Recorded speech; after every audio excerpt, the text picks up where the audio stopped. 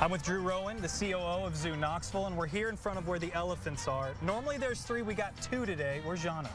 Well, Jana is happily at her new home in Hollandwald, Tennessee. So I, along with some of the keepers and our vet staff, transported her down just southwest of Nashville to her new sanctuary down there. Doesn't seem like a small task to transport an elephant. Doesn't matter, I don't know, 200 yards or all the way to Middle Tennessee. It's not a small task, and something that we take very seriously here is making sure that the animal is not only safe but comfortable. We did it all through positive reinforcement and choice on her part, so we really went at Jana's pace. Luckily, she is a very adventurous elephant, so she is happy to experience new things.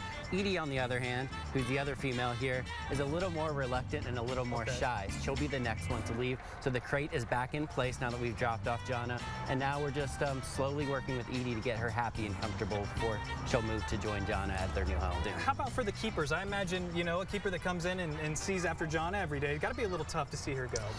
It's tough for all of us, and it's tough for our community too. They've been a part of Zoo Knoxville's legacy for almost 75 years now. These particular elephants have been here for decades, but it's sad to see them go, but it's the right choice, and we feel really comfortable and really happy for their next stage of their life. Where do the elephants rank in terms of a zoo and having them and people coming to see the elephants? It depends on your perspective. I love all animals, so I think they're amazing, but an elephant is pretty hard to miss, right?